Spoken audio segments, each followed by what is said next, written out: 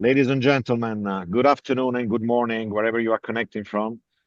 Good afternoon and good morning from a very, very hot, scorching hot and busy Seville, where the fourth financing for development conference is underway since this morning after the opening plenary. The vibes are pretty good. There's a lot of energy in the corridors. And we're here now to host this important side event organized by the Global Donor Platform for Rural Development. My name is Maurizio Navarra. I'm Secretariat Coordinator for the Donor Platform. And today we're talking about Agrifood Systems.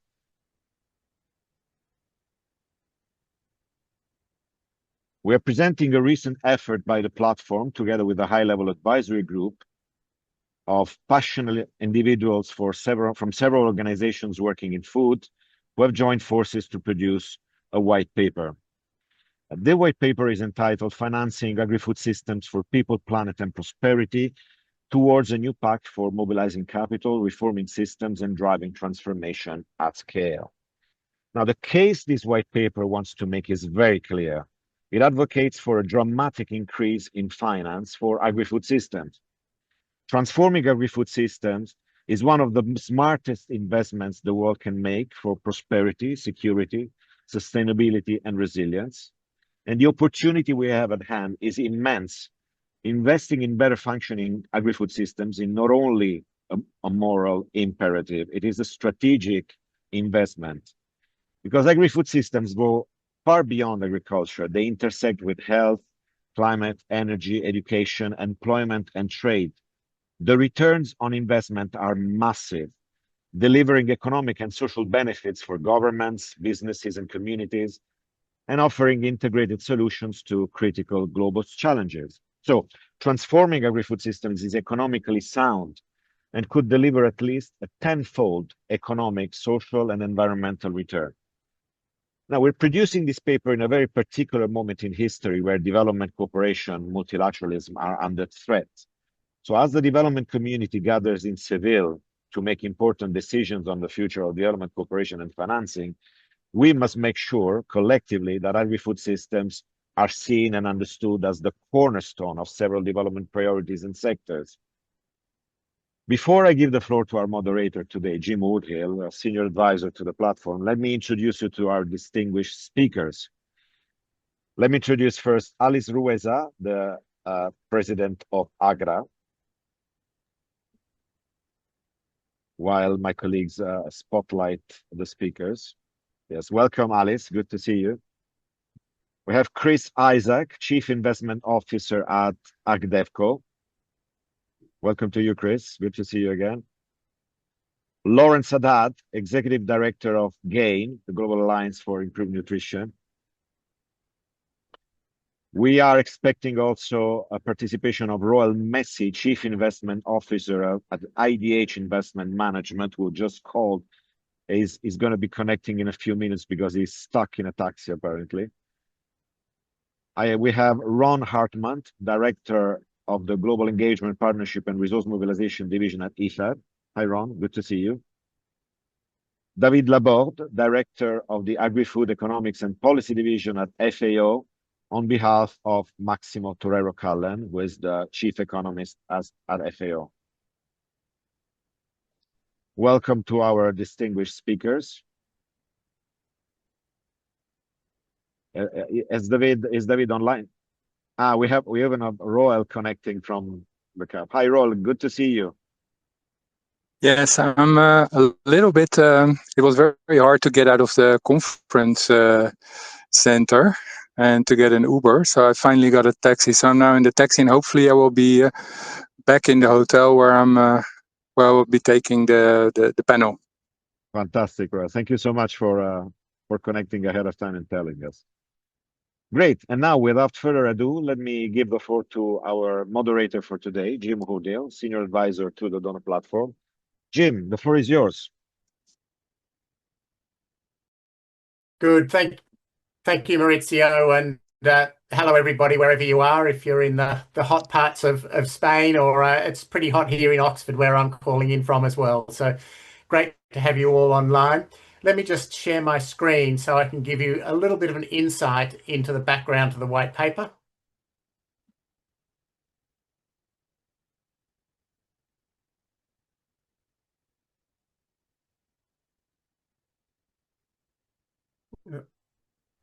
I think that should be working, is it, Maurizio? Great. So Maurizio's already introduced the background to the financing for Agrifood Systems, People, Planet and Prosperity white paper. We're taking the opportunity to launch this during the Financing for Development conference, but we also see this as being a critical background paper for the UNFS+4 conference that will be held at the end of July, and also COP later in the year. So I think all of these issues about how do we get the sort of investment that are needed in the agri-food system is a really critical emerging discussion in all of these different events. I mean, this white paper is really a call to action about driving the message that agri-food systems really underpin everything else we do in terms of our societies, our investments, and that we need to take a very united and integrated approach to getting the financing work to tackle the big opportunities that exist in the food system, but also to make sure that we're not getting caught up with some of the future risks if we don't make that investment. The paper looks at 6 priority areas for action, as well as calling for a big focus on new agri-food financing strategies. I don't think we need to tell anybody that will be on this call that agri-food systems really are a critical foundation for overall national security, economic growth, human development, jobs, employment. So there's a whole range of factors that go beyond just the immediate priority of food security and giving people a healthy diet, that have much bigger impacts across our whole society, that have a big impact on rural development in multiple different facets. And also that agri-food systems really are one of the critical ways of tackling some of the big challenges that are being faced in the world, whether it's about climate change, loss of biodiversity, growing inequality, and security and conflict. The risks of not investing are also huge. I mean, we already know that 2.3 billion people face food insecurity. Around a third of the world's population can't afford a healthy diet. About 1/3 of greenhouse gas emissions come from the agri-food sector, and the costs of malnutrition are getting horrendous. You know, something up towards 9.3 trillion annually in terms of the impacts on people's health, lost productivity. An estimate suggests that the overall costs of a poor agri-food system are something around 12 trillion a year. But in making investments of something around 1.2 to 1.4 trillion are much, much less than the overall long-term costs. So, you know, this is the point that Maurizio was making, that we can really see a sort of 1 to 2 return on it, a 1 to 10 return on investments into agri-food systems. So getting our agri-food systems working for the future really is a very smart investment at a country level and globally. Let me put a few of these costs into perspective. So we have a global GDP of something like 106 trillion. So the hidden costs of the agri-food system are about 12 trillion. Costs of malnutrition, something in the order of 9.3 trillion. But making huge strides into tackling these issues could be done with something, you know, as I've mentioned, in the order of 1.2, 1.4 trillion, which is, you know, less than a couple of % of overall global GDP. So there's huge returns to be made by getting this right over the long term. And we know very clearly that we won't achieve the SDGs but without making these investments in the food system, but also overall long-term food security, stability, peace, security are also critical dependent on this for the much longer term. The argument from the white paper is that there is enough money floating around in the world. It's not that we're short of money, but we're not harnessing it in the right way. We're not de-risking private sector finance in the right way. We're not bringing enough climate finance into the agri-food sector. We're not getting different public and private sector groups working together. So the big argument around this white paper is to make sure we have the focus on how important this issue is, but then aligning all of the different actors and aligning investments in the right way to dramatically scale up the investments that are being made in the agri-food sector, particularly at the national and local level. Again, just to give you an idea about some of the scale of investments. If we look at what's currently being invested in climate finance into the agri-food sector, it's something like less than 5% of the 28 billion that is currently going into into the climate agenda. ODA to agriculture and fisheries remains very small at about 14.1 billion, and private sector leverage capital is even smaller despite all our talk about trying to leverage and scale private sector investment. That's all on the left side of this diagram. If you look on the right side, you can see the scale of some of the potential areas for investment. Impact investing, the bigger scale of climate finance, even remittances that are flowing, and the amount of money that's currently going into agricultural support.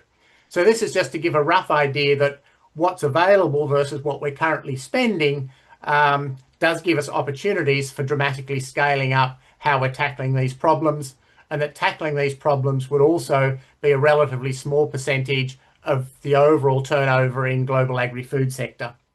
Now, that's without wanting to underplay the challenges of getting this right and underplay that we still do need a very substantial investment to make the changes. To make these shifts, the white paper argues that we need a very substantial paradigm shift about really making sure that the agri-food sector is prioritised in the overall financing for development agenda, really looking at a much better integration of agri-food systems across other sectors around health, around employment, around industrial development, thinking much more carefully about how public sector resources are used to catalyse, de-risk and create the right sort of incentives for private sector investments, repurposing some of the existing national government and global funding that's going into the food sector to make it more catalytic, and getting much better coordination across sectors, across ministries, across the public and private sector actors, and also across the finance sector and the agri-food sector. So just very quickly, a few of the key action areas that we have articulated in the white paper. The first one is recognising that multilateralism, global investments into tackling these issues still remain critical, and we're not going to solve these problems if we don't keep a bedrock of global public goods really supporting changes and shifts in agri-food systems. Again, recognising that agri-food resilience must be a key underlying element of our future multilateral agenda. We need some very big reforms at the national level, at the global level, regional level, within how donors work, within how the finance sector works, to really unlock investments and to create the right incentive structure for investing, particularly nationally, to get agri-food systems really working in a way that gives the returns that we're talking about. So a lot of these reforms have been talked about for a long time, and they're pretty well known, but I think we're getting to the point where this is not really an option. It's a real critical element in unlocking the opportunities for transformation. We've already mentioned how important scaling innovative finance is.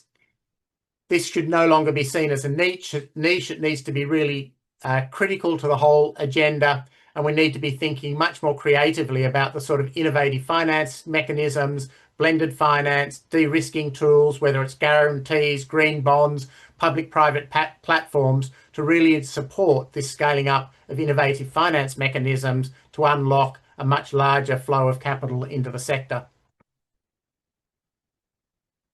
There's a lot of opportunities around innovations and new technologies, and so really looking at how we can use these innovations as a catalyst for inclusion, not just efficiency, but thinking very creatively about the way these tools can reduce risks in the sector, make it easier for small-scale farmers, for small and medium-scale enterprises to access finance, to access innovative financing instruments such as micro-insurance, etc.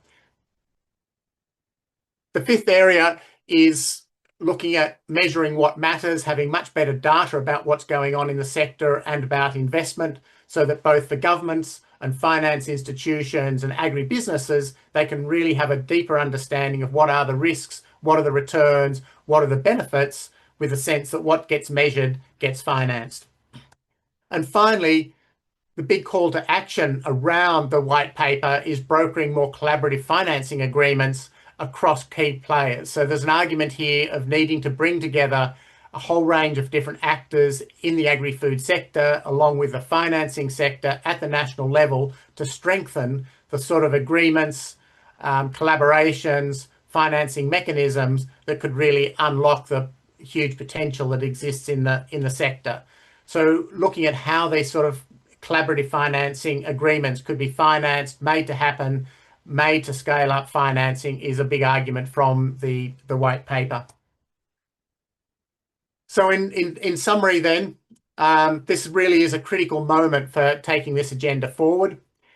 We need to see agri-food systems as the engine of sustainable development. We need to be shifting the narratives, aligning finance, and really delivering on the transformation in the agri-food sector that's been called for over the last 5 years and since the beginning of the UN Food Systems Summit.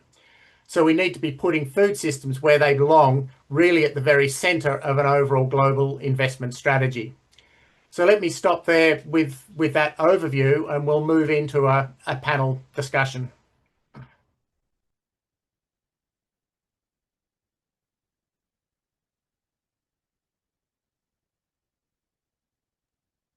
Maurizio, are there any questions or comments that we need to look at from the chat before I move on? No, we were monitoring this together with the colleagues of the Secretariat. I don't see a sensitive question that came out. Okay, no, so I don't know. So with our panel that Maurizio has just introduced, what we'd like to move into is a very open sort of discussion between a group of people that have a huge amount of experience and knowledge in this area to hear your views on what the white paper is saying and the ways of moving forward. So in the context of what I've just introduced, my first question to all of the panelists, and I'd like to go around and just get a couple of minutes from you to put a few ideas firstly on the table, and then we'll unpack these, is what do you see as key to unlocking much greater investment in the agri-food space? And what role could the collaborative financing agreements we've introduced play in your view?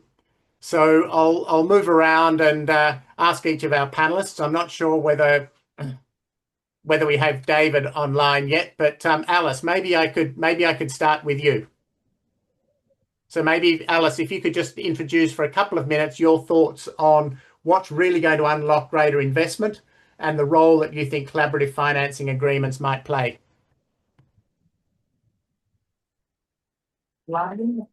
Thank you. Thank you very much, Jim. I hope you can hear me. It's a bit noisy. We can. Yeah. That's all right. We know you're in the heart of the, I'm in, the financing for development conference there. So we're very, very pleased that you could join us. Alice, yes, go ahead. In the financing for development. So Alice Ruhweza, president of AGRA.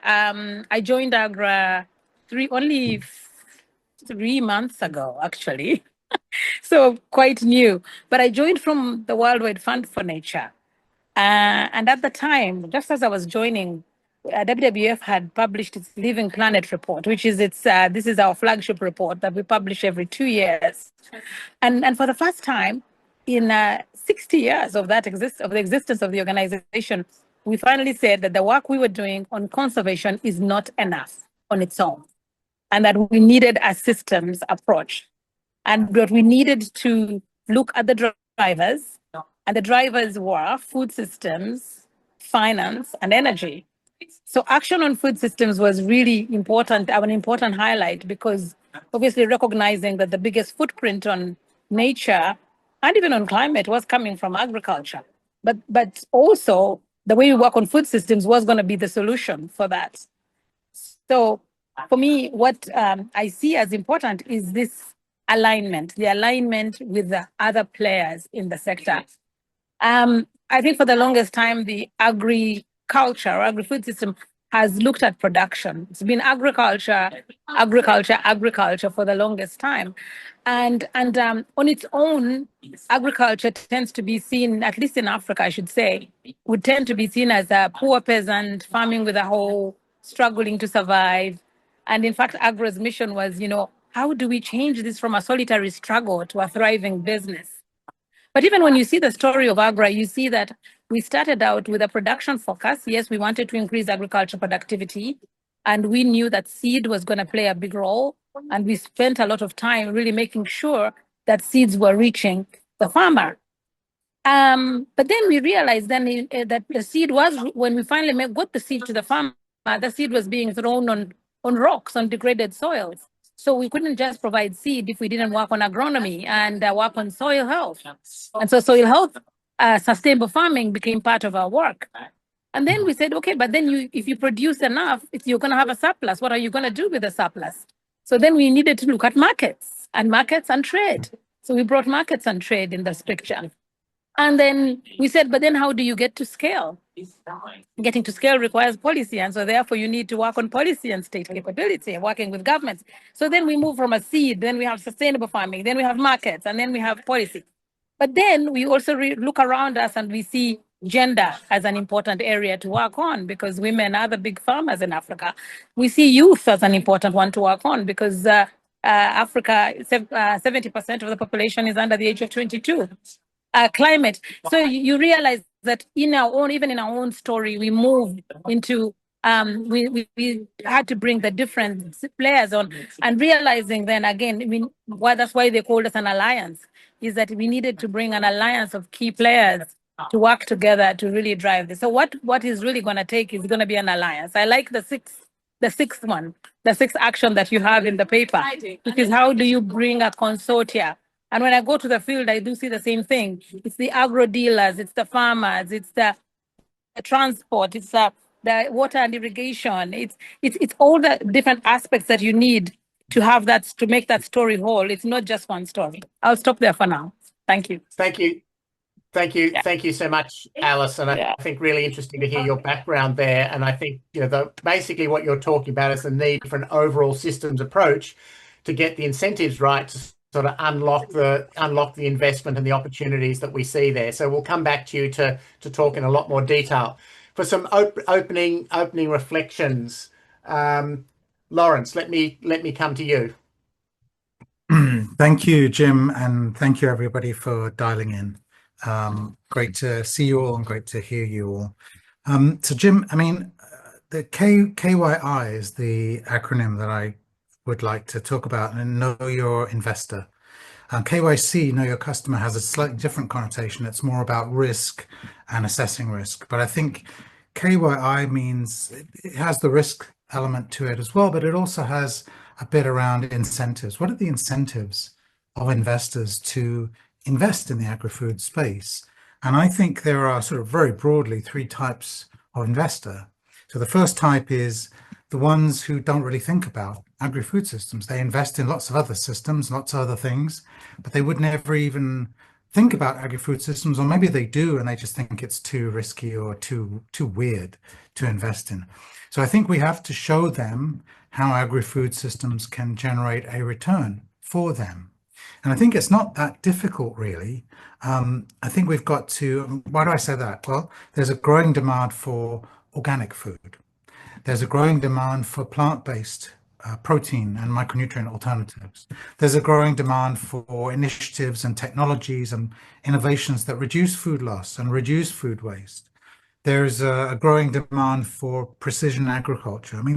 This is a sector that's moving. Most of the jobs in the rural space are going to be generated, in the agri-food space are going to be generated, well, actually most of the jobs in the rural space are going to be generated between farm and consumer in the agri-food space. So this is a dynamic sector, and Alice is right. It's got this feel of being old-fashioned and backward, and kind of, we need to move beyond that.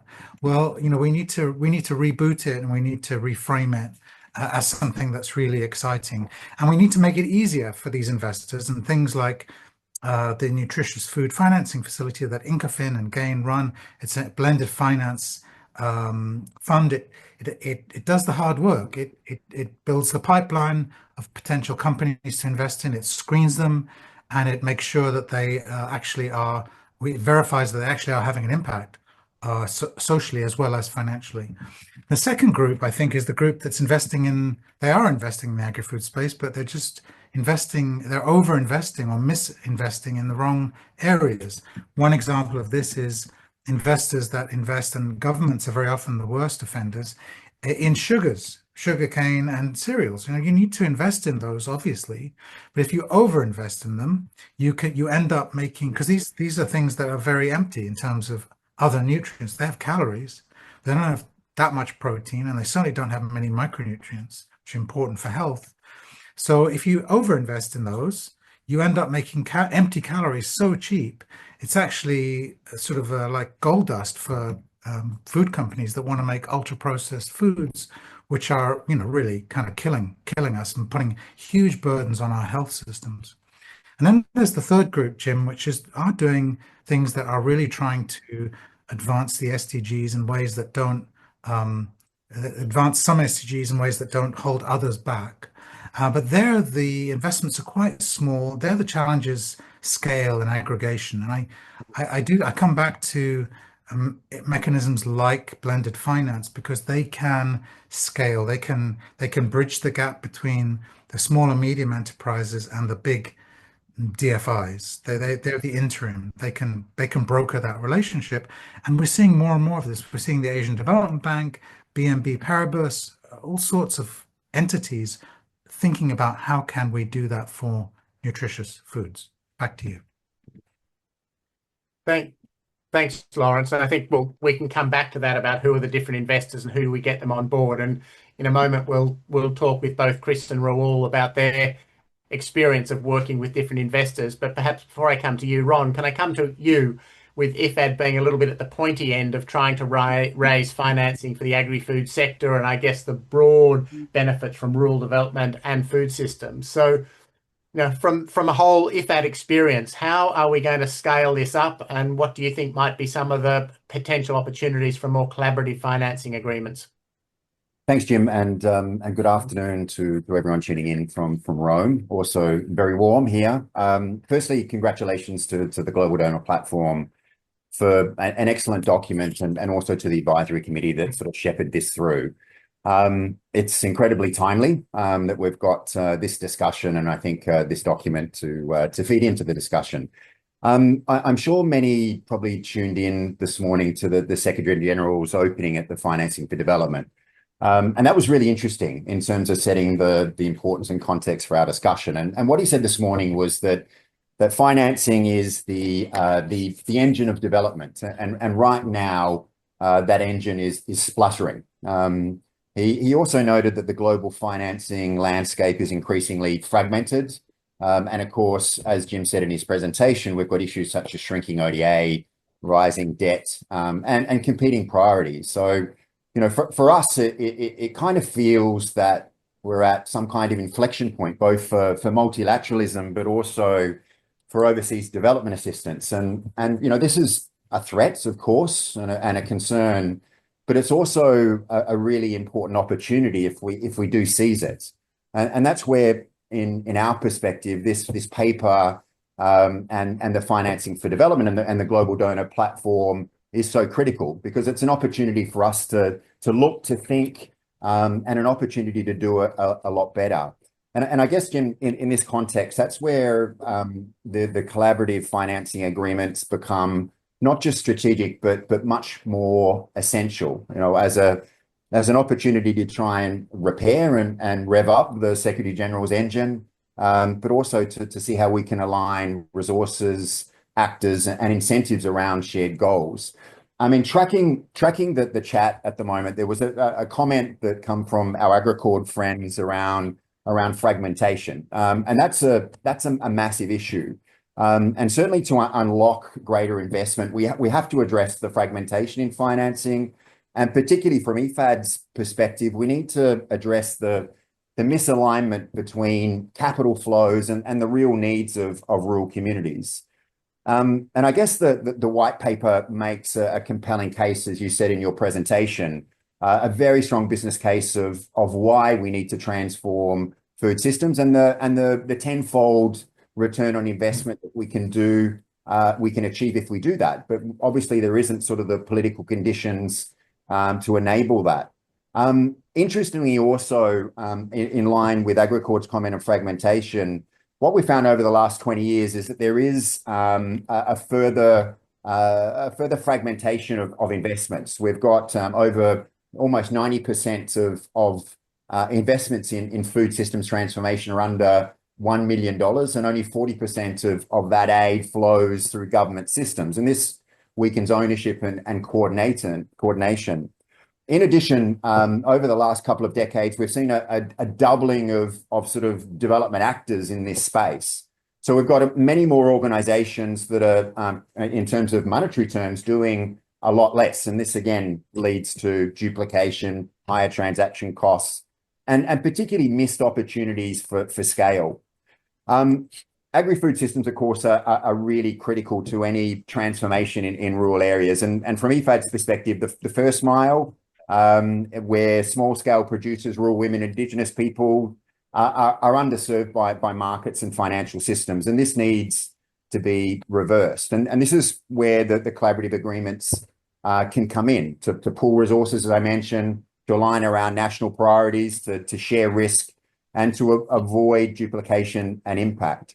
From IFAD's perspective, to conclude, we've seen how these sort of joint investment structures can build that collective accountability and coherence. From IFAD's perspective, the collective approaches of investment have allowed us to blend sort of concessional, commercial, philanthropic, to really try and augment results on the ground. And this ensures that we're not just mobilizing more resources, but the resources we're mobilizing and deploying are more effective, more inclusive, and particularly more transformative. And as the paper says, that if we want systemic change, then we're going to have to move towards more systemic financing. Over. Great, thanks, Ron. A nice connection ending there on the systems idea that Alice was also talking about. David, are you with us yet or not? We're just waiting for David Laborde from FAO, who is about to join us now. But if not, maybe, Chris, can I come to you? I mean, we had a fascinating discussion a few weeks back around how you get the right incentives in place. So from your view, what's really needed to try and dramatically scale up investment in the agri-food space? Thanks, Jim, and good afternoon, everyone. So, Chris Isaac, I'm Chief Investment Officer at AgDevCo. I will give you the perspective of an investor in agriculture. We are a self-described impact investor. We invest only in African countries, and we have a portfolio of around 40 direct investments today in agri-SMEs across 11 countries in Africa. So first to say, the white paper is very welcome, a very powerful set of messages and timely. A reminder of just how important the agriculture sector is and how investing in agriculture is one of the very best investments we can make as a society. Indeed, as the paper says, the risks of not investing in agri-food systems at this point in time are simply unacceptable. So as a broad development community, we have to really take that message on board and act on it. The second thing I would say is that I'm sure many of us will agree on this call that agriculture is essentially a private sector activity. Farmers operate in the private sector. Agri-processing companies live or die in the private sector. The system is fueled by your revenues, your costs of production, and your margins. If you can't make it work financially, you can't survive, you can't be sustainable. So we have to think about how we build the private sector in agriculture. And I would say that requires a certain degree of commercial discipline and a commercial approach that is sometimes missing when you have purely grant-funded programs. We need an investment approach. But then to the challenge, the third thing we know is that the financial returns on agriculture, in particular in sub-Saharan Africa, haven't been high in recent years. They haven't been sufficiently high to attract private investment. There's a whole number of reasons why that's the case. I mean, I would say agriculture anywhere in the world is not particularly profitable. I grew up on a hill farm in South Wales, and still today, farmers with sheep on hill farms in South Wales rely on subsidies to make that profit and loss account work. So agriculture is a difficult sector, and in particular in Africa, there are other market failures that actors have to deal with. So we have to recognize that private investment isn't going to flood into this sector on its own. It takes us to the solution, which is blended finance, as the white paper very clearly sets out. We need to find smart ways of mixing together donor resources, philanthropic resources, and investment capital so that you can get a blended return that's acceptable. We don't need a great deal of innovation, I would say. The models are out there. What we need to do is scale up what's working. But there is, to the 6th action point in the paper, a need for improved coordination, because still too often, I think it's the case that we work in our silos. The grant world doesn't necessarily speak to the investment world. The bilateral donors don't regularly interact with the development finance institutions. But there is, at this point in time, a willingness to do more, a willingness to consider new ways of working, and to bring together those different actors and those different pools of capital into blended finance structures. Thanks so much, Chris, and we'll come back to unpack a little bit of what you're saying a bit later. I think what I'll do is come to you, Roel, and then David, give you a chance to wrap it together with some of the FAO work. But Roel, I know if we link to what Chris was just saying, of course, the work of IDH is very much about working directly with the private sector. So, what's your view on how we unlock this investment and how we create the right incentives for much bigger investment by the private sector into this space? Okay, thank you, Jim. Let me introduce myself. I'm Roel Messie. I'm the Chief Investment Officer of IDH, but at the same time, the CEO of the FarmFood Fund. And the FarmFood Fund is a farmer-centric blended finance fund anchored by the Dutch Ministry of Foreign Affairs. The typical blended finance structure, 50% government, 15% private sector, in particular large global food players like, for instance, JDE Peet's, large coffee company, Mondelez, but also two banks, FMO and Rabobank. We're now 5 years underway, and there are many interesting lessons to be learned. The vision of the fund, and it's a vision that is quite far away, is that farmer finance is an asset class. Let's redefine it, can be commercially attractive. Well, can that be? I think that's the big question here, because it has to be, parts of them can be financially viable, others cannot, and will always need donor funding in order to go forward. And then the thing is how to use the donor funding as efficiently as possible. Now we see that ODA is drying up. I've listed a couple of challenges. Like Jim pointed out at the start, there are enormous investments are necessary, and it's also delivering a great ROI.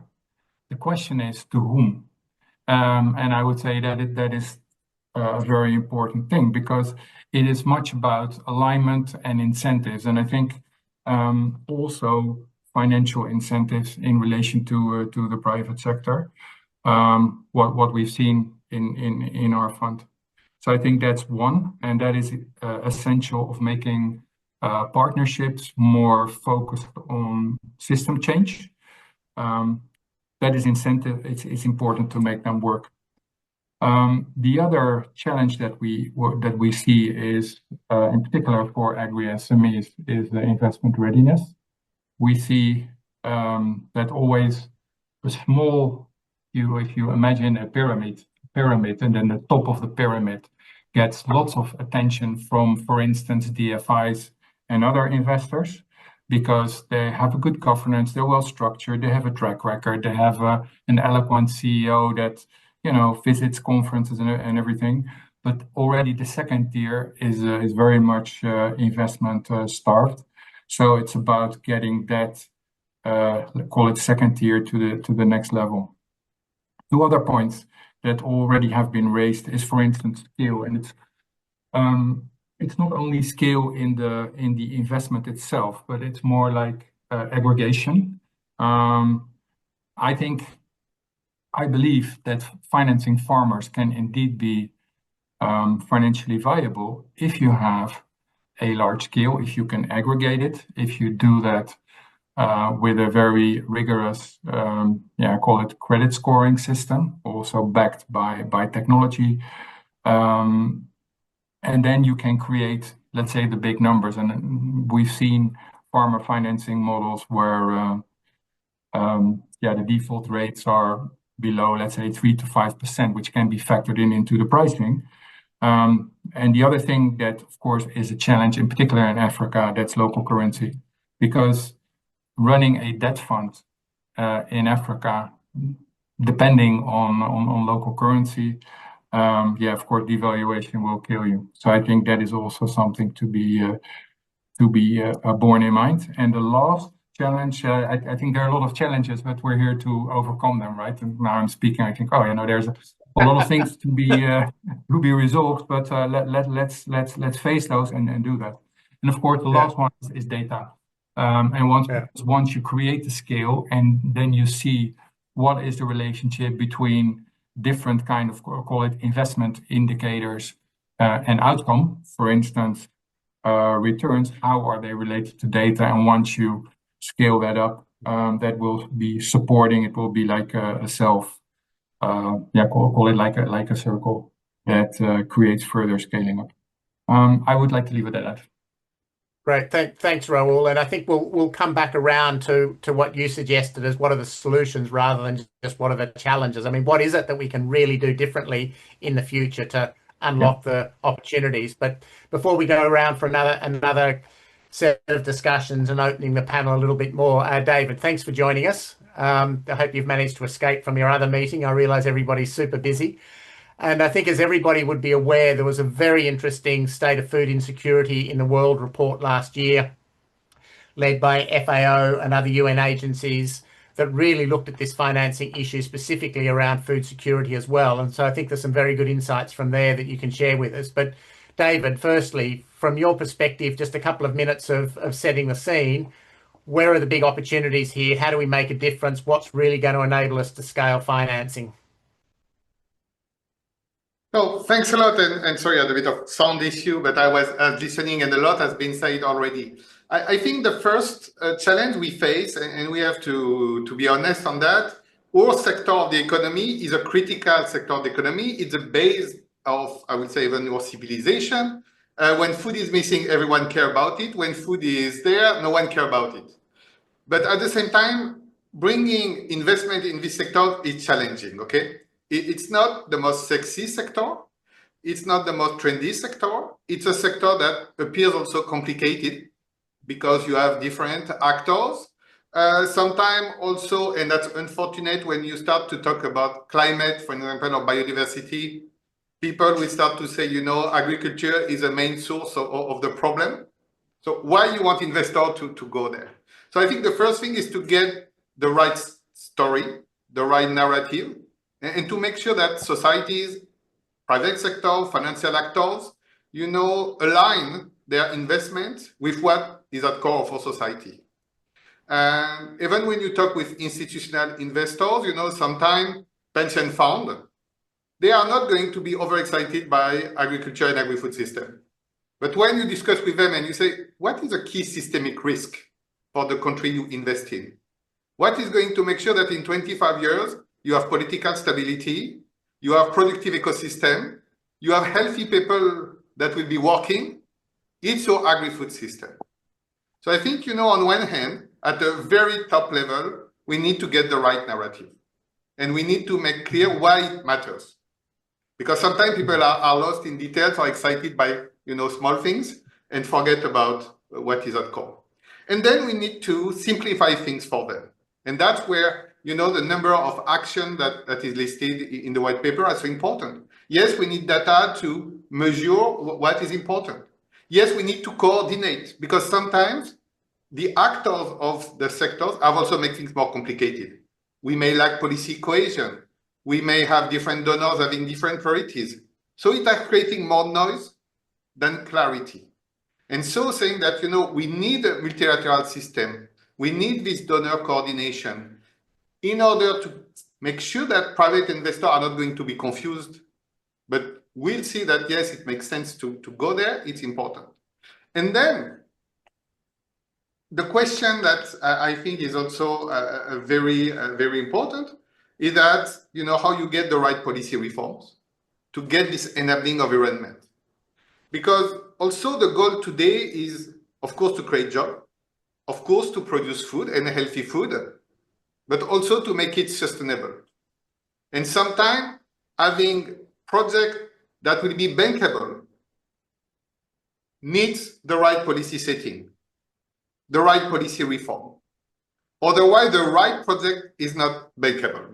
You will get the whole project, sometimes not sustainable. Mm-hmm. So that's why I think, acting on these three things, getting the story right, and making sure we are measuring the right things, making sure that also we show that, we cannot continue with fragmentation, but we need coordination and cooperation to get a framework that is consistent and coherent. And third, that we have the right public intervention at the right place to steer the private sector in the right direction. Sometimes it's about regulation, sometimes it's about the right subsidies, sometimes it's about de-risking. Different issues need really different answers. I don't think there's one silver bullet, either in finance or in technology, that will solve all of that, because our agri-food systems are very diverse around the world, and we need to capture that. But my key message is, agri-food system, basic of our society today, and for the next 25 years, we will still need food at least. And so investing on this bedrock is not something we just want to do for fun, but actually we need it, and we should not forget about it. Yeah. Great. Thanks, David. You mentioned we're only going to need food for 25 years. Does that mean you're assuming after that we'll have some sort of magic pill we can take and it's no longer a problem? Anyway. I mean, if we don't do the right investments, we may have a future that will be more complicated, As we say, we want to feed 10 billion people. If we don't invest now, maybe we will not have 10 billion people to feed. We see conflict, we see ecosystem collapsing. So, we want to be optimistic, but we prepare the future today.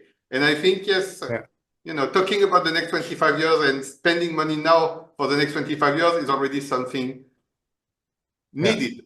Of course, I think we will survive more.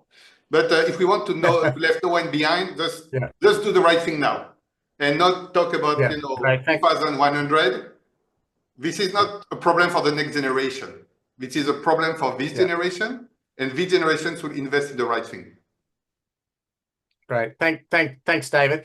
Alice, I'll come to you in a moment to ask you a little bit about how you see we can make some of the shifts in public policy and what you see happening in the African context.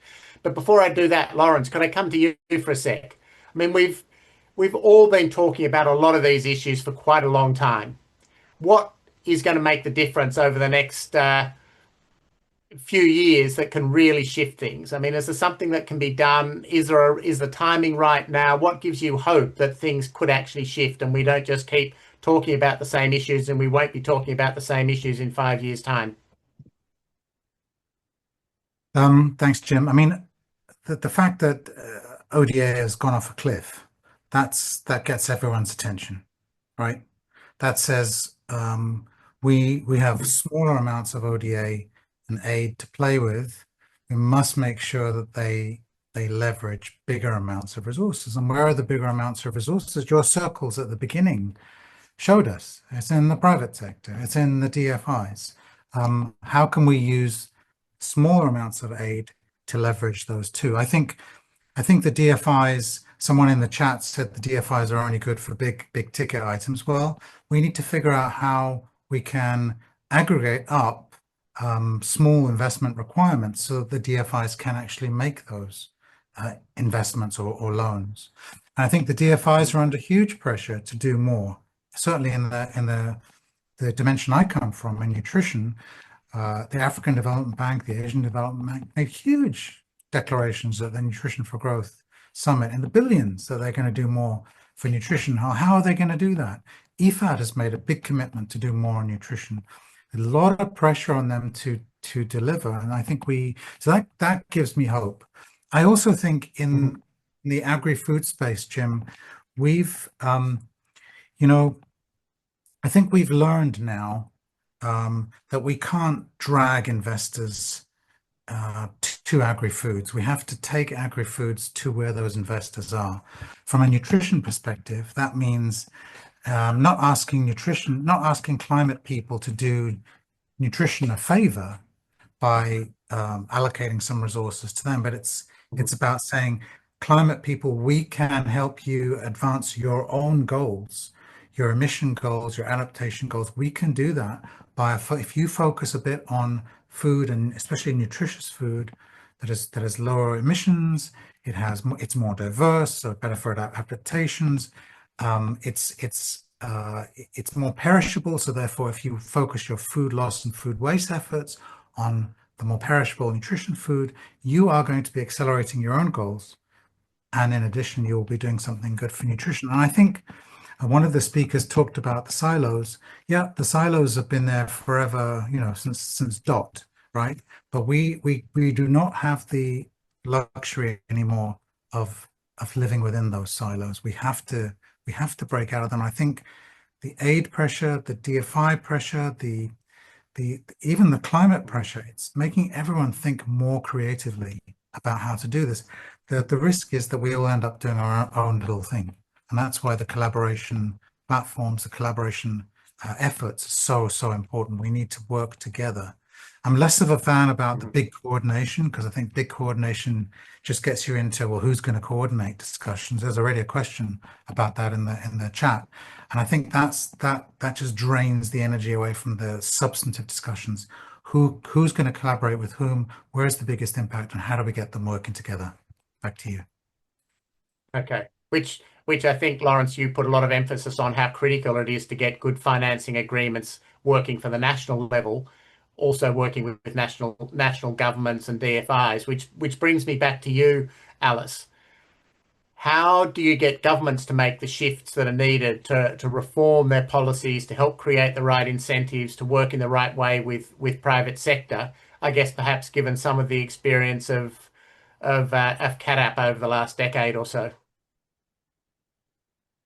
Yeah, no, tough question. Lots of very good points made actually about the fragmentation and the sector. I think there's one example that I want to give where I felt that we worked and were successful in Nigeria, where we brought the 4 Ps. I call it the 4 Ps together: philanthropy, public, private. So in Nigeria, we wanted to support the government to reform the way they were providing seeds, how seeds were reaching to inputs, not just seed and fertilizer, were reaching to the smallholder farmers. So we started by really supporting the policy changes that enable government to change how they were deploying these subsidies. And then with that, we got the banks involved, the banks to be able to provide funding to agro dealers, and those agro dealers to be able then to provide, first the banks provide money to SMEs who are agro dealers, and the agro dealers eventually get the seed to the farmers. But it was a process where we needed that collaboration. We needed the policy change to happen. We needed the bank to change the way that they lend, they would lend. We needed to support these agro dealers to also have the right seed and the right fertilizer, and then we needed them to be able to provide it to the farmers. It was a consortium approach that had to work together in order to succeed, which I think brings me to that 6th point that you make, which is you need philanthropy, you need public, you need private, but you need them working together towards one solution. And the policy change was the first step, but there was also the bank itself agreeing to change the way it's lending and providing this funding to the dealers, and then us making sure that there was the right seed and the right input. So there are some good examples, small examples like this. I think another one is maybe something we do with our Africa Food Systems Forum, which is coming up in September, where we bring together what's called an agro deal room, a deal room. And in this deal room, we bring together ideas, those who have ideas and those who are looking for ideas to fund, so that then they can speak to each other and eventually take them forward. It's something we want to do more, facilitate that. So there is some de-risking here of also supporting the de-risking of those small SMEs, so that they can. There's a priming of the pump. In other words, making sure that those who have ideas are able to reach the money, the matchmaking. But this is that first example I give you, where you work with a consortia of several people. Thanks. Alice, in the example you gave, what made the change possible? I think the willingness Because you on talked all. about some. Yes. Yeah. I think the need to make sure that the farmers were receiving that seed. I remember I started earlier by saying that our very first approach towards increasing productivity was that there was enough seed available. But very quickly you run into the place of how do you make it available? How do you make sure that there's a national policy, seed policy that provides this? And how do you make sure there are suppliers that reach everybody? Because the suppliers don't always reach the last mile. So there was a policy needed, but there was also finance needed, and there was also suppliers needed, and then there was also the right kind of seed needed. So it was a whole consortium approach, which I'm saying that you have to have policy, you have to have partner, but you also have to have partners working together. Yeah. And who brokered that and made all of that possible? Well, AGRA worked with the government of Nigeria, the Ministry of Agriculture, the banks in there. So it was a partnership. It was an alliance, as I would say. Yeah. Okay, but it was AGRA basically taking a AGRA lead in terms of helping the broker and bringing that together, but then bringing others on board. Yeah. I think realizing that there was a what someone called earlier, that there was a market failure in terms of you want to make sure the seed reaches and it reaches the right people. So being able to remove some of those barriers along the value chain, the end-to-end value chain was a role that we play and had to play. Yeah. Thank you. So Chris, let me come back to you, because we're talking here about trying to leverage a lot more private sector investment into the agri-food space. I mean, are we chasing a pot of gold at the end of a rainbow that doesn't really exist, or do you really see significant opportunities for really increasing the scale of private sector investment, both from the private investment side, but also from agri-food businesses? So I think there's a very significant opportunity to bring more private capital into agriculture, and I'll talk mainly about sub-Saharan Africa, which is the markets we know best. But we need to be patient. It will take time. If you can find a way of developing a portfolio of agri-businesses, then your returns at the portfolio level may not be super exciting. But within that portfolio, you are going to build some businesses which will go on to be highly successful, scalable businesses that themselves will be attracting over time significant volumes of private capital, including, importantly, from domestic capital markets. If we look at AgDevCo's portfolio, which we've built over the past 15 years, so as I mentioned earlier, about 40 companies today, just in the past 5 years, those companies have raised over 300 million of purely private capital from local banks, in some cases, as in Malawi, a macadamia business, from a local pension fund, and from other equity investors. But it does take time. So it brings me back to blended finance. Someone needs to take that risk of building that portfolio. And history does matter here. I mean, to the point Lawrence has made in the chat, because private investors will look at the track record of a sector, and they have options. They don't have to come to a particular geography or a particular sector. And if they need a 15% return, they at the moment won't come into a portfolio of agriculture SMEs in developing countries. So we need to blend down that return. And that's where the smart use of some first loss capital from donors and philanthropies can make all the difference. We're not talking huge sums, but that first loss piece is critical. And I think the reason for optimism is that there has been a major shift in the last 10 years where now bilateral donors are willing to play that role. I think it's probably fair to say that 10 years ago, there was a certain level of, let's say, concern that you shouldn't work with a private sector, that you would be simply subsidizing returns to investors. I think there's now a much better understanding that if you do it in a smart way, you can encourage responsible investment by the private sector that otherwise wouldn't have happened. And you hold the private sector accountable to make sure that they are, in a very deliberate way, measuring and reporting on the impacts that they're achieving. We've got the models, we know how to do it, but we do need more first loss capital, and then we can hopefully bring more of the DFIs to the table, because in general, the DFIs have to date targeted higher returns than are available in agriculture. It's why within DFI portfolios today, agriculture only accounts for about 5%. That needs to be a lot higher. But if you have the donors doing the first loss piece, you have the DFIs coming in the middle tier of the capital stack, providing subordinated debt at reasonable pricing, then you will be able to bring some private capital into these blended structures on day one. And then wait and see what happens. You will then build a portfolio of companies, and the best companies will rise to the top, and they will catalyze a lot more private capital over time. Okay, great. Thanks, Chris. And I mean, I think one of the points you're making as well, in terms of looking at the return on investment and what it means in a locality, you can't only look at the first investment you make, you have to look at how that spins off a whole lot of other investments over time in sort of a snowballing type effect, which I think comes back to how do we make sure we've got the right sort of metrics to show what you are really getting out of the agri-food sector, that perhaps can show it as being more competitive with other sectors if you don't do that. But look, you just raised the issue that I wanted to sort of land on your plate, Ron.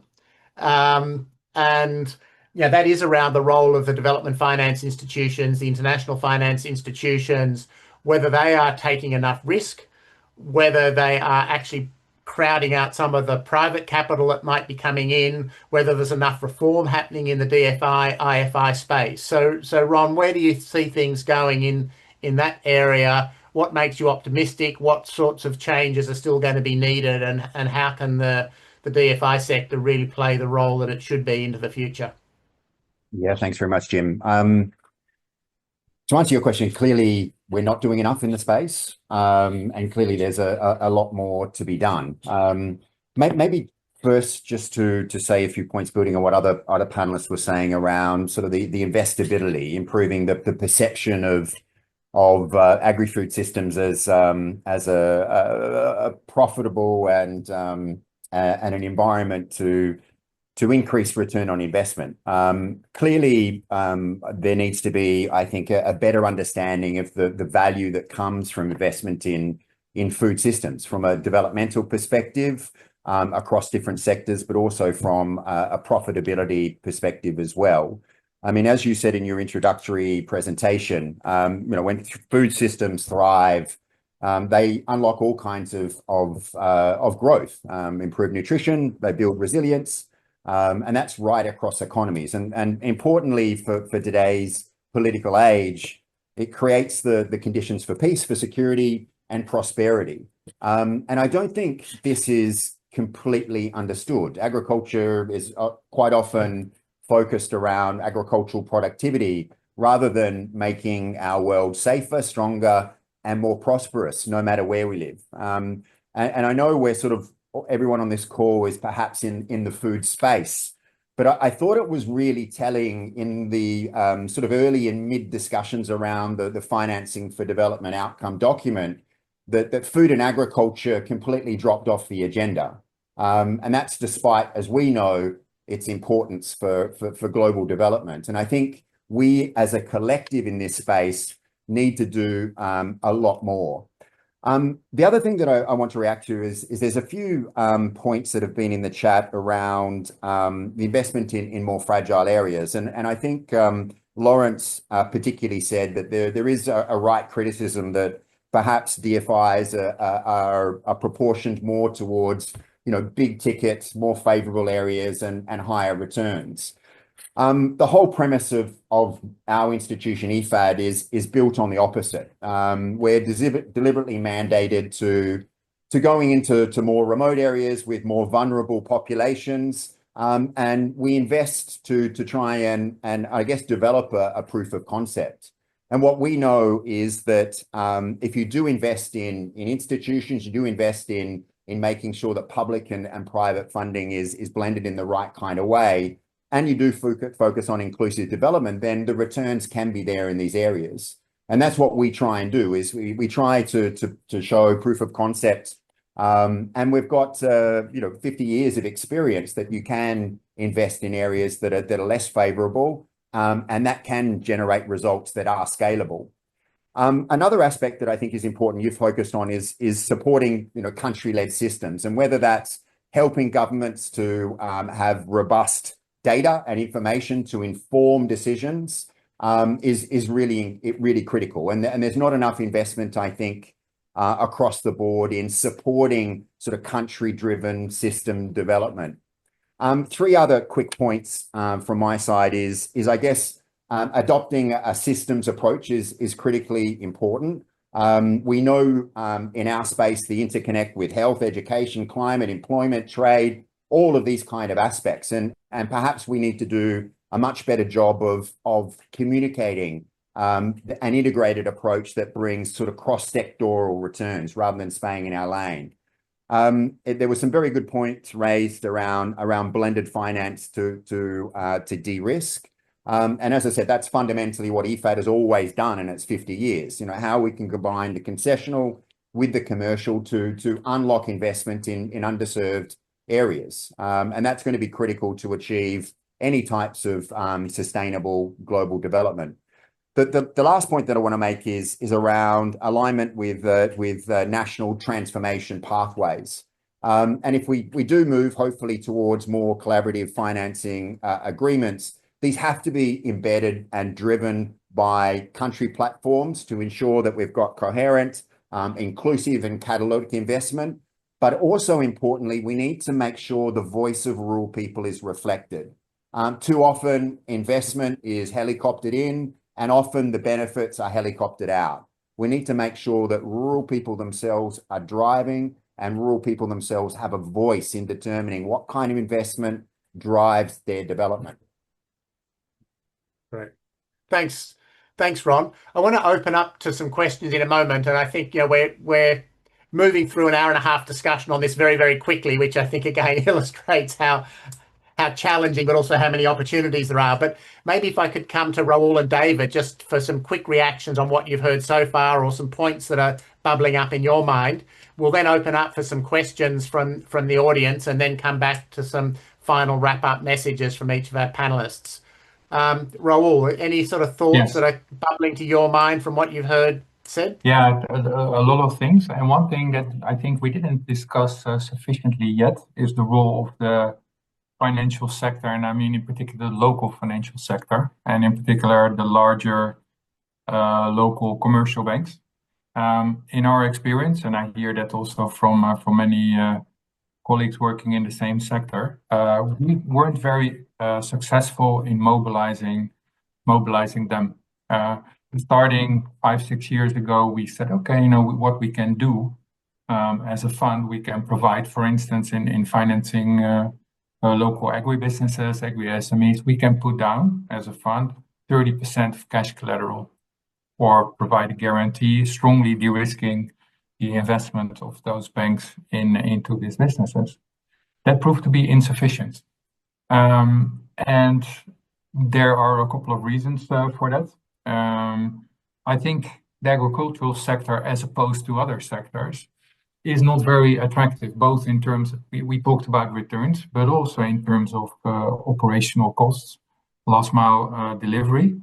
So it takes a lot more to move the financial sector towards agriculture, and in particular towards rural communities and smallholder farmers. I'm afraid that can't be done without involving the public sector.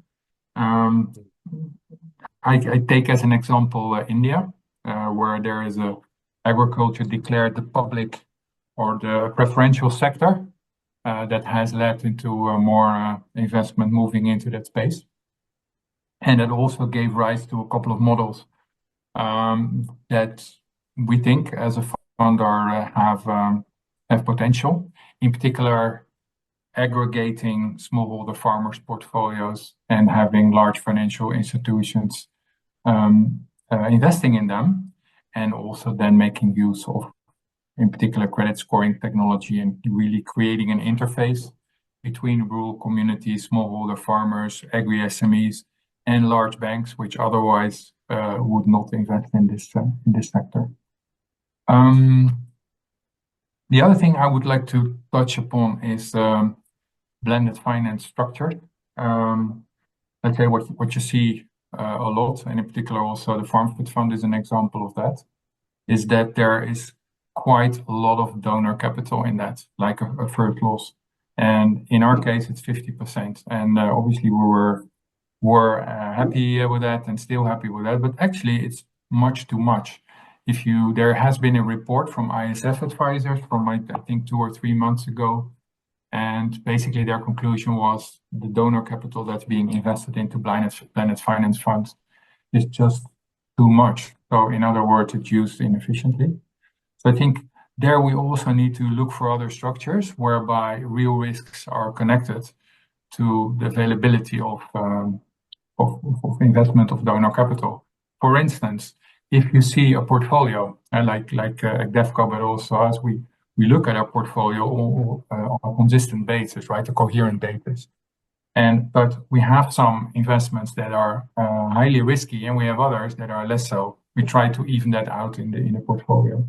But at the same time, if you would connect that to investment of donor capital, and you would say, okay, this high risk investment gets an allocation of 50%, whereas the less risky one gets an allocation of 10%. So the average goes down. Obviously, that would require a credit assessment center system, a risk framework that both the investors, the donor, and the fund manager agree upon. But I do think that is a way of getting the need for ODA capital or philanthropic capital into the sector, and thus making it more efficient. Great, thanks, Roel. Well, some really good points there, and I think that comes back to something that we really came across in developing the white paper, was how critical it is to learn the lessons from the existing mechanisms and blended finance that's out there, and really build on that in a much more structured way. David, a couple of very quick reflections from you before I just open up for some questions. Yes, two main things. I think it has been clear that we have shown, the complementarity we can have between the private sectors and the public sectors, acknowledging that the value for societies of agri-food systems go beyond their market value. And we are never going to rely on them perfectly. And so it's normal that the public sector play a role. And the taxpayer play a role. The consumer will never pay for everything. And that's basic economic theory, and we should accept it. And we should also get public policy maker accountable for it, We are spending a lot of different things. But then you can, and it was discussed a bit in the chat, and so we can reward farmers when they adopt, for example, practices that also protect ecosystem, protect the water that are actually consumed by cities. And some countries have tried this. So I really want to say also there is some solution, because people are experimenting, Sometimes it's difficult to bring them at scale, but we have some solution. And the other point I want to make is we want to reduce the transaction cost for investors to come to the sector. I think that Lawrence already pointed to that. But at FAO, for example, we have the hand-in-hand initiative where we try to bring government and private sectors and IFIs together. And what we do at FAO is that we are just, a knowledge provider. So we help making investment plans to also acknowledge that it's not like if agriculture is a solution everywhere, every time. In some places it is, in some places it is not. We do not want to sell illusion to investors, okay? We need numbers, we need to show the private value, the social value, and that's where we can also help to bring people and to make people trustful in investing in these sectors. Great, thanks, David. And I think what you're emphasizing really correctly there is that this really has to be a balance between public and private investment in the right sort of ways, and we can't just assume that all the problems will be solved by a big investment from the private sector. That just isn't going to cut it either. Let me open up and see whether anybody would like to ask some questions. So if you've got a burning question, please put up your hand and ask a question to our panelist.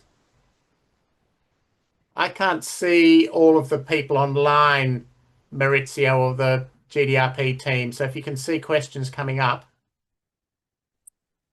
Well, Jim, we can clearly see the questions that have been put in the chat, and I could actually hint at a couple of questions that I've seen for the panel, if you wish to go for it. No, Otherwise, please, if nobody would like to jump up themselves, then please, Maurizio, give us a couple of the key message or key questions that you see coming up from the chat. well, more than the key questions, I'll go in order because the chat has been on fire for the last 20 minutes, and a lot of questions have been answered. Hi, So thanks to hi, our Jim. panelists actually for taking the time. Well, the first question that actually drew my attention was, who is to coordinate real-world collaborative financing agreements? Now, this was a long debate during the white paper, and we didn't come up with a fixed answer. Also, because CFAs, collaborative financing agreements, are not really a fixed structure that we thought for this. They are voluntary frameworks that align public and private actors around shared investment goals. Clearly, the beacon is the country. The country should be in the driving seat. But we didn't really go dwelling deep on the issue of fixing a coordinated mechanism or things like that. There's an interesting question from Tina Cambiaghi of the International Land Coalition. When you refer to the investment figures needed for agri-food systems, is this meant for small-scale farmers or big ag models? Maybe we may want to turn this question to David. Because the numbers we used in our white paper are numbers coming from FAO reports mostly. David, do you have anything to say on this point in particular? So first, I think that, you know, we are dealing with a sector where we have different size and different actors, and all play a role. I just want to say it's not, you know, big agriculture versus small agriculture. It takes different space. Actually, you can do small farmer doing bad things and big company doing good things, and vice versa. Of course, when a big company doing bad things, it's much more visible. Now, what is true is also big companies will have easier access to finance. And that's why, you know, we need to be targeted. So, I mean, in the number that what we have in the white paper and that we are discussed, it's when we talk about the needs, that the needs for for the wool sectors. But for example, when we see numbers on ODA, for instance, that are much smaller, for example, when we talk about, you know, sometimes we talk about we will need to spend $1 trillion a year to fix the wool system from New York to a small town near Lusaka. When we talk about, oh, we need to double ODA, we are talking about well-targeted investments. And I think that's where it's really important to understand the taxpayer money to be used at the right place, and in place where we know the private sector is not going to do this. So we can have bilateral discussion on specific number. I just want to say first, yes, it's important to think the system in its diversity and where everything, and actually you will see big players that are the only one that can the economies of scale to connect smallholders to markets, you know, for cooperative, for contract farming, you know. And that was true in high-income countries. You know, some of the big actors today on the dairy sector are coming from the world of cooperative. So, you know, it's not just, you know, big, small, private, public companies. We need this diversity, and we just need to make sure that basically we are in a period where everyone has to do something, but let's make sure that not everyone tries to do everything in all directions. And that's where this question of coordination is important, not to control people, but really just to make sure that we have the right people at the right place. Yeah. Great. Thank you. Thank you. Thank you, David. Any other burning questions there, Maurizio? And of course, I realize we're just sort of opening the can on all of these issues. And I think the conversation will have to continue a lot over the coming months. But a great question that came out actually was also backed by a lot of conversations we had during the high-level advisory group meetings. Comes from Tina Huvio, FFD sorry, I'm not reading the whole Agricord.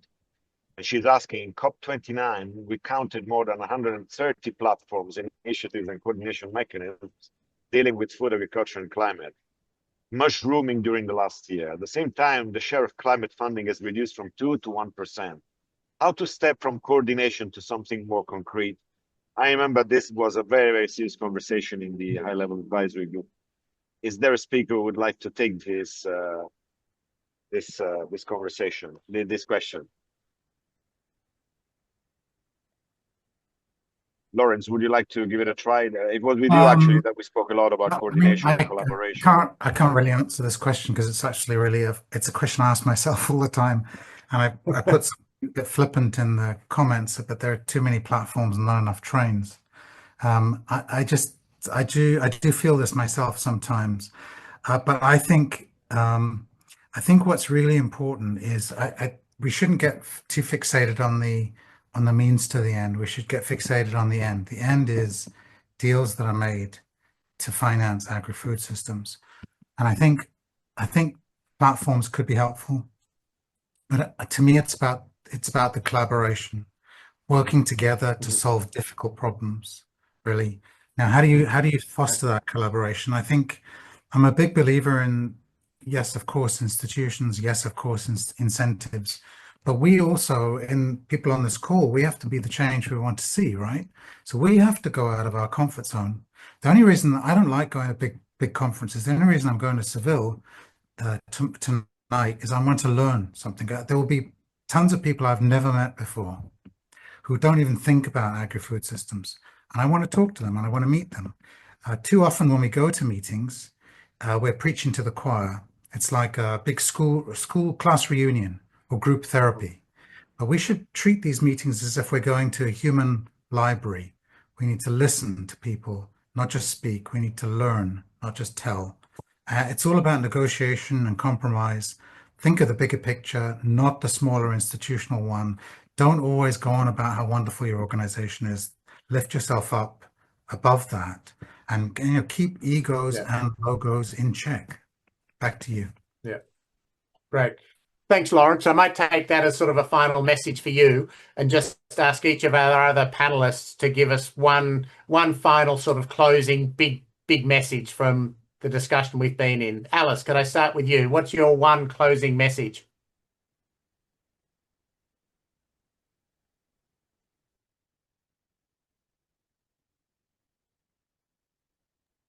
All right. There are a lot of innovations. I agree. They are happening. And they may not be happy. They're not happening fast enough. So we definitely need to support them. I fully agree with the public-private. It has to be a public-private. I said the 4 Ps. Mine was public-private, philanthropy, policy, partnerships. I think I've seen that when we all come together and we have that policy signal, we get the government to set a policy signal, and then we get some public push, a good champion in government, get some good private people involved and small agro dealers and smallholder farmers. It works. So yes, it works, and we need these. We need to work together, all of us. Thanks. Thank you. So it's brokering the partnerships that actually enable deals to be made, if I understand you correctly. So yes, it's brokering the partnerships. It's shared common vision, shared risk, all of that. Yeah. Thank you. Yeah. Right. Yeah. Roel, final message from you.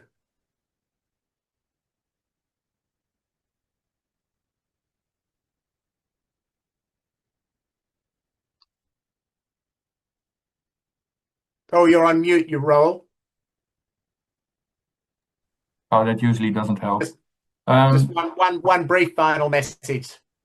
Yeah, we need new structures, and we also need new structures that will end up in the involvement of the capital markets, because that's where the real scaling is.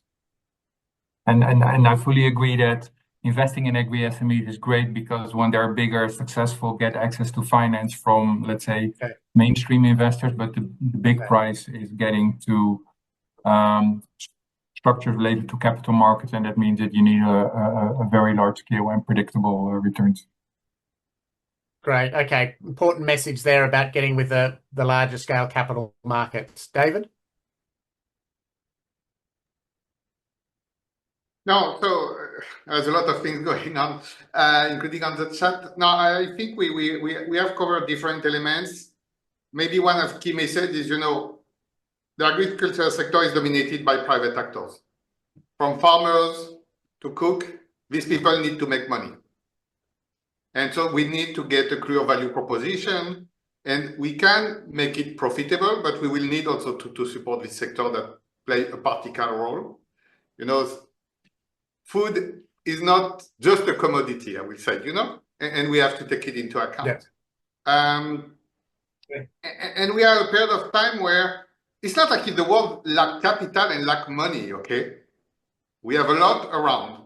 So how we can make this sector more attractive is part of what we try to do. And you have seen all the different institutions around the table trying to provide a specific answer in specific location. Great.